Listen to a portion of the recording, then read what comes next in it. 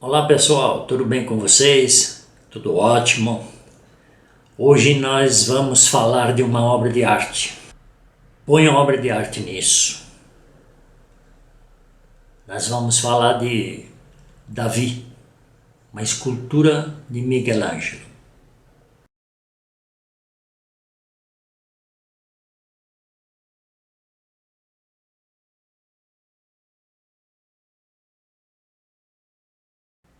Não fosse pelo seu tamanho, ela tem 5 metros e quase 5 metros e 100, 5 metros e 200, pesa 5 toneladas e meia. Essa escultura ela tem alguns detalhes que são extremamente importantes. Eu vou falar algumas coisas que é comum em todas elas, em todos os programas que você vê, em todas as publicações que você vê.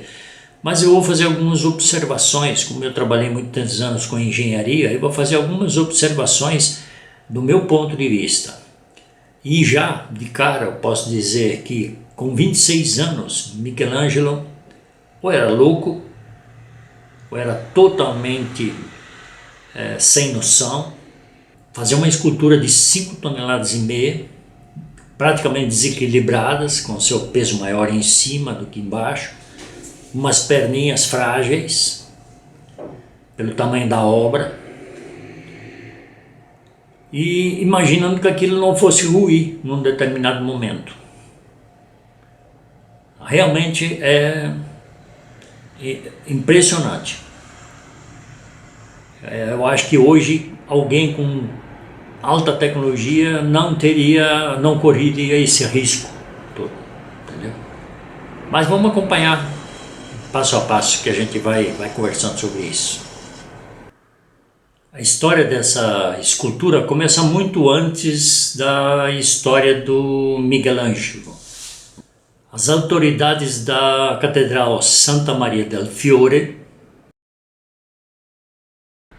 planejaram uma série de esculturas de 12 profetas do Antigo Testamento para decorar o contraforte da catedral. Para isso chamaram Donatello, que em 1410 já tinha feito uma escultura de Hércules. Depois chamaram Agostinho Duccio, 1463 já tinha feito outra também, e aí seriam duas. E aí resolveram que queriam um Davi e contataram o Duccio. Um bloco de mármore foi removido das pedreiras de Carrara, na Toscana, e Duccio deu início à obra modelando os pés, pernas e troncos. Porém ele desistiu por razões desconhecidas, e com a morte do Donatello em 1466, sendo mais de uma década depois, Antônio Rossellino seria contratado para substituí-lo.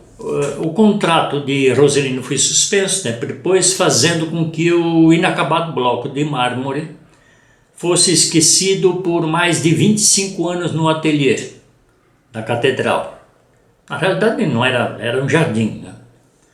Naturalmente o abandono apresentava uma forte preocupação às autoridades, especialmente por conta do alto custo. Um inventário da catedral, publicado em 1500, descrevia a peça como uma certa figura de mármore chamada Davi, pobremente esculpida. Mas o pessoal, depois de um tempo, decidiu continuar. E em 1501, eles contrataram um jovem escultor. Até então ele tinha 25 anos, que já havia esculpido a Pietà. E era um risco, mas como ele tinha feito a Pietà, ele assinou um contrato para esculpir essa obra. Miguel Ângelo fez uma série de esboços, porque ele analisou aquela pedra já trabalhada e com uma série de defeitos, e a princípio ele teve que mudar um pouco a ideia que ele tinha. Provavelmente ele tinha uma ideia diferente, aquela ideia de vencer o Golias, tal, não tinha espaço para isso tudo. Então ele teve que mudar a ideia que ele tinha inicialmente, e usando aquele bloco, tentando usar aquele bloco que já existia. E é interessante que Miguel Ângelo trabalhou até 1504 em segredo. Ele mandou fazer um tapume ao redor da estátua, para que ninguém olhasse, e ele trabalhava num pátio aberto, sol, chuva. Teve que criar um método diferente para trabalhar, porque o modelo de cera que ele tinha feito, que vamos combinar, ninguém inventa do nada, né? Ele fez um desenho, depois ele fez um modelo de cera praticamente, sei lá, com o tamanho que ele considerava ideal, esculpiu esse modelo de cera, só que para deixar ele ao tempo ia ficar complicado. O que ele fez? Ele colocou dentro de um tanque de água, e conforme ele ia esculpindo, porque a escultura começou de cima para baixo, conforme ele ia esculpindo, ele ia descendo o nível de água e ele ia esculpindo exatamente aquilo que ele conseguia enxergar, para evitar a deterioração da cera com sol, com chuva e coisa nesse sentido, entendeu?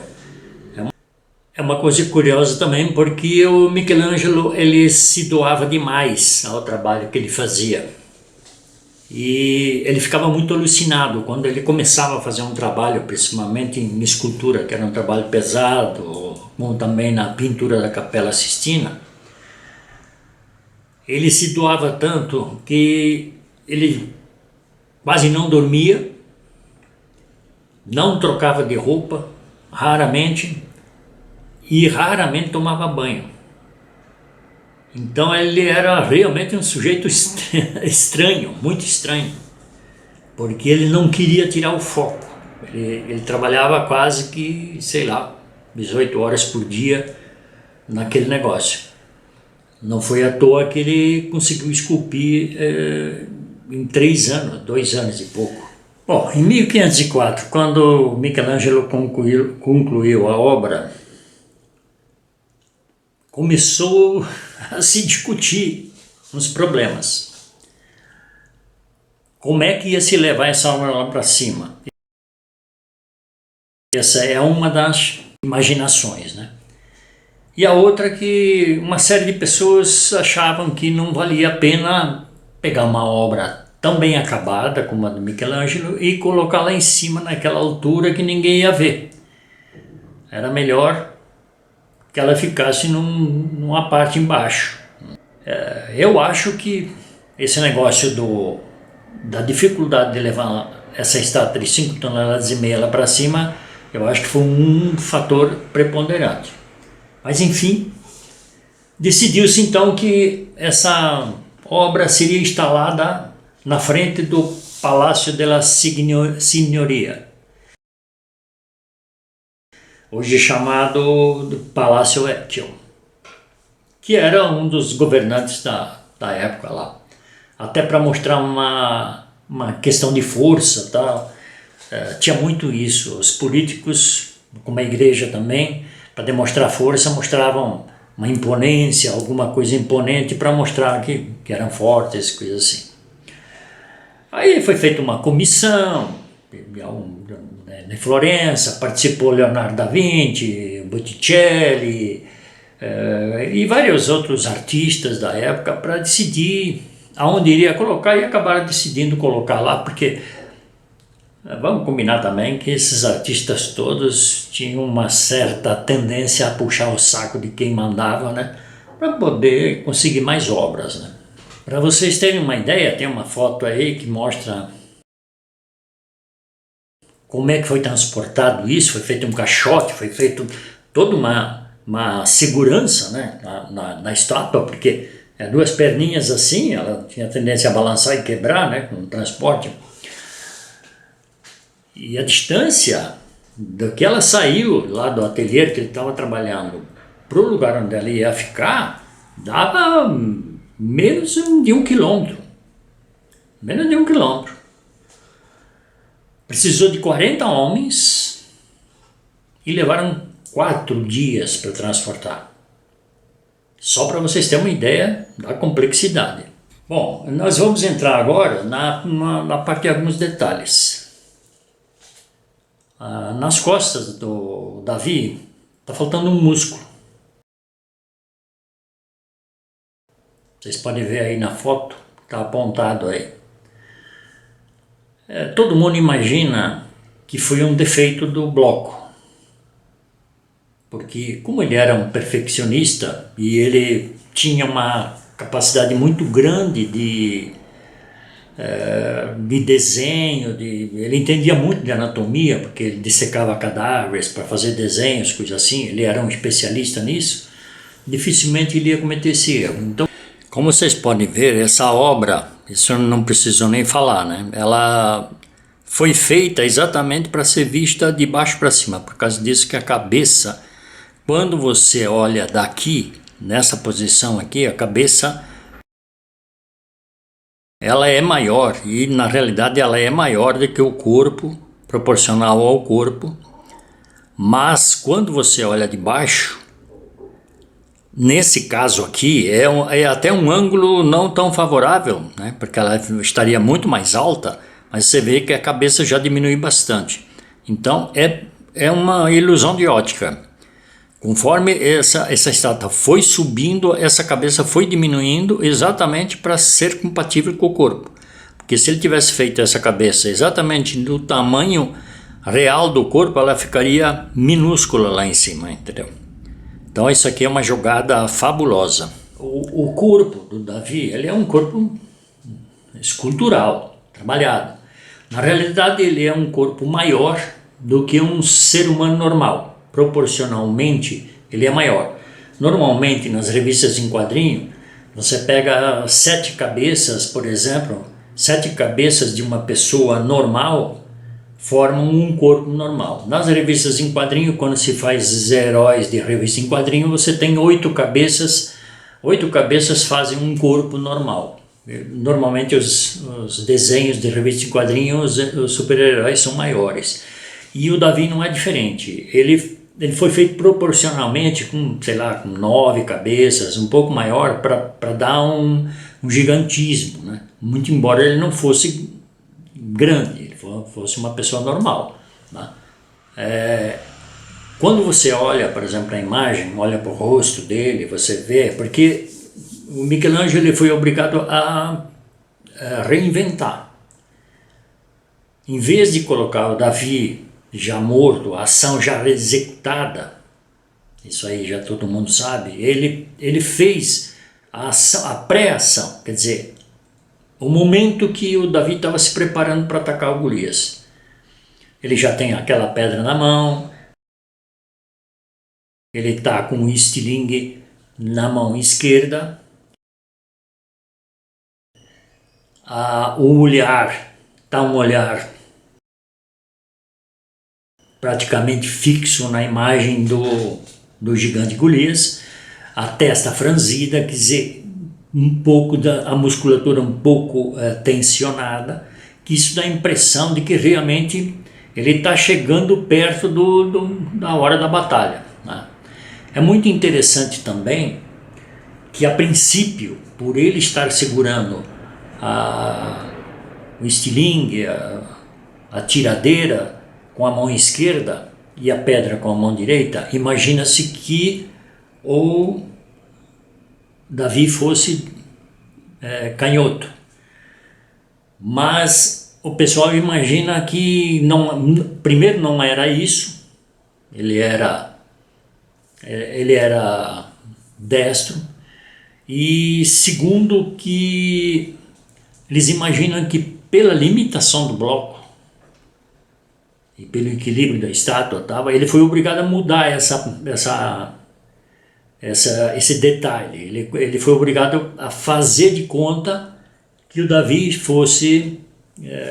usasse a mão esquerda para poder mudar a posição dos braços. Existe também uma controvérsia quanto ao olhar. Dependendo da maneira com que você olha, vocês vão ver vários olhares fotografados de maneiras diferentes.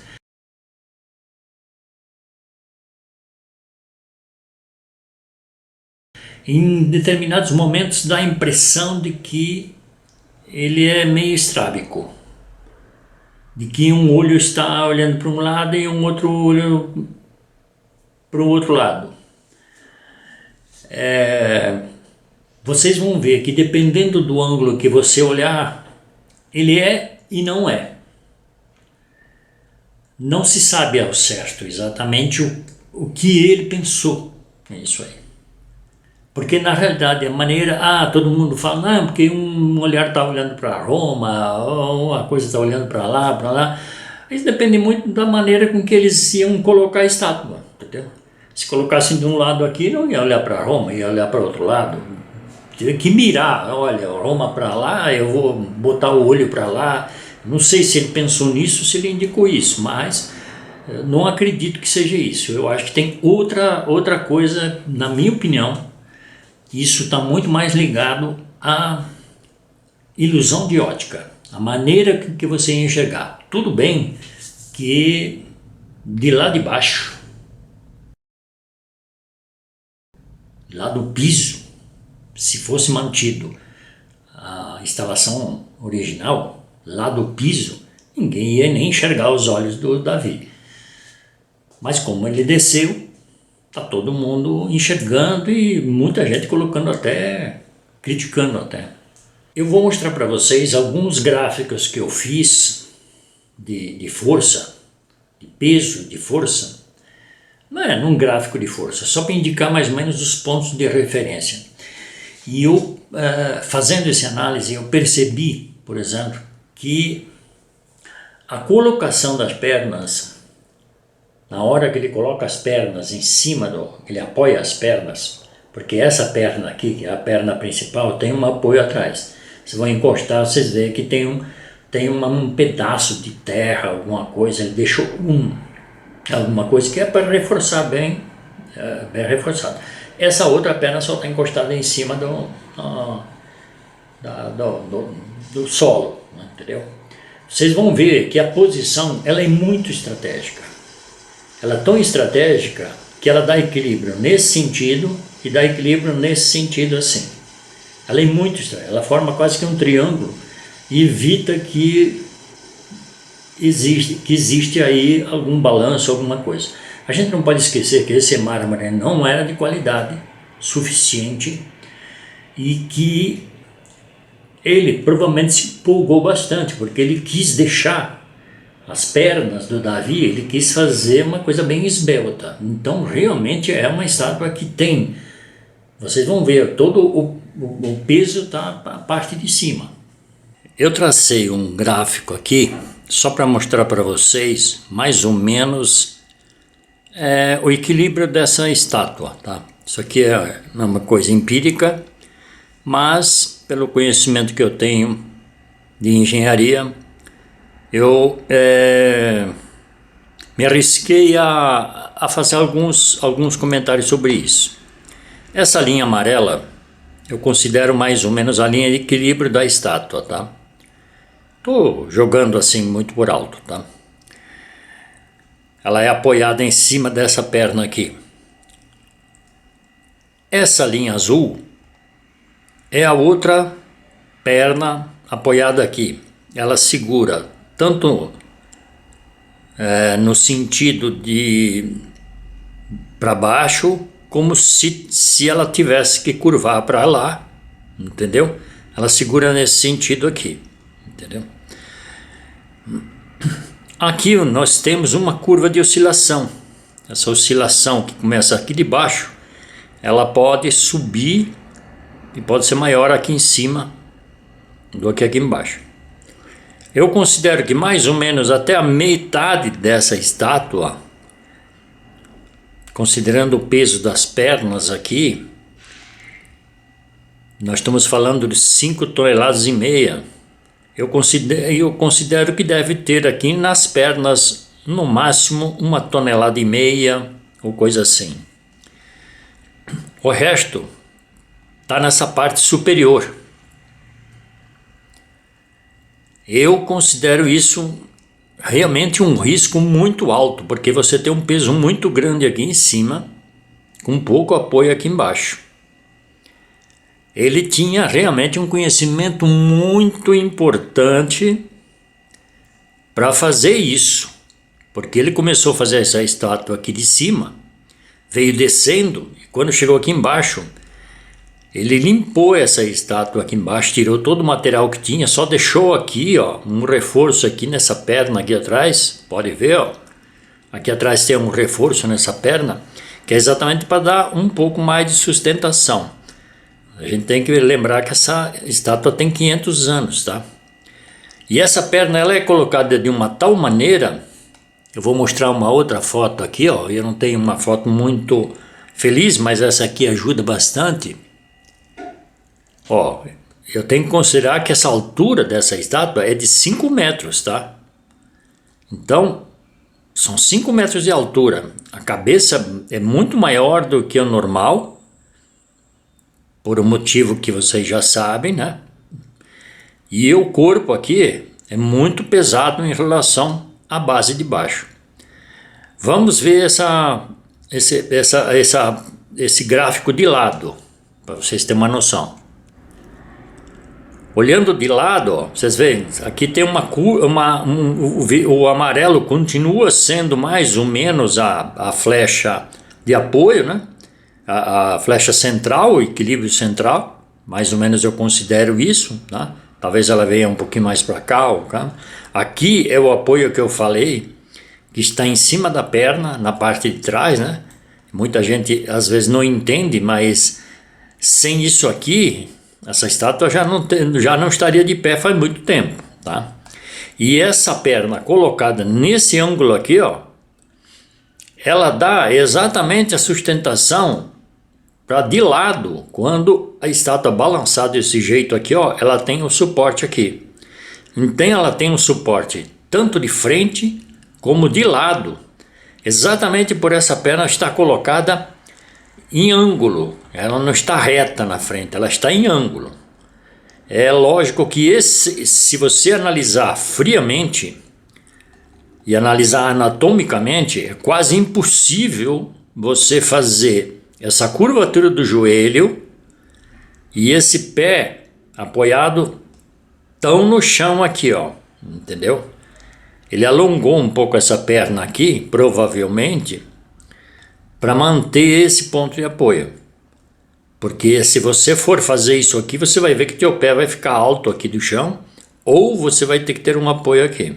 Isso aqui é só para ter uma visão do risco e da capacidade. Eu diria para você que hoje em dia dificilmente alguém se arriscaria a fazer uma estátua tão pesada como essa, né? Vamos voltar à foto anterior aqui, ó, de 5.500 quilos e com tão esbelta do jeito que ela é. Eu acho que tem poucas estátuas no mundo que são esbeltas desse jeito aqui, tá?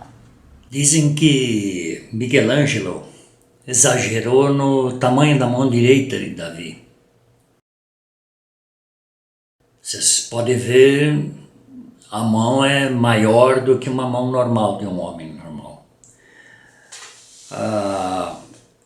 Isso se refere a um apelido que Davi tinha na Bíblia, que significava mão forte. Então provavelmente ele fez esse destaque que vocês podem ver na foto aí. Não bastasse isso, não fosse só isso, eu vou listar aí para vocês uma série de ataques que essa estátua sofreu, para vocês verificarem exatamente as agressões que ela teve. Ela caiu raio, teve uma briga na praça, e um cara acertou uma cadeira, quebrou um braço, que ainda parece trincado até hoje, mas não foi proposital. Foi uma briga que deu na praça lá, uma revolta, e alguém jogou móveis, uma cadeira lá e acabou acertando no braço do Davi lá e quebrou o braço. E foi restaurado. E teve um maluco que entrou lá no museu um dia e deu umas marteladas, jogou uma martelada no dedo do pé, mas aí menos ruim. Tá? Por último, já está se verificando que a estátua está sofrendo estresse nos tornozelos. É aquilo que eu falei lá no começo. Tá? Ela está com microfissuras nos tornozelos. Tudo bem, ela tem 500 anos, essa estátua. Mas ela tem microfissuras nos tornozelos, o que demonstra que tem que ser muito bem observado, tem que ser muito bem cuidado, porque essa estátua sofre constantemente manutenções. Vocês podem ver aí, ó, toda hora o pessoal está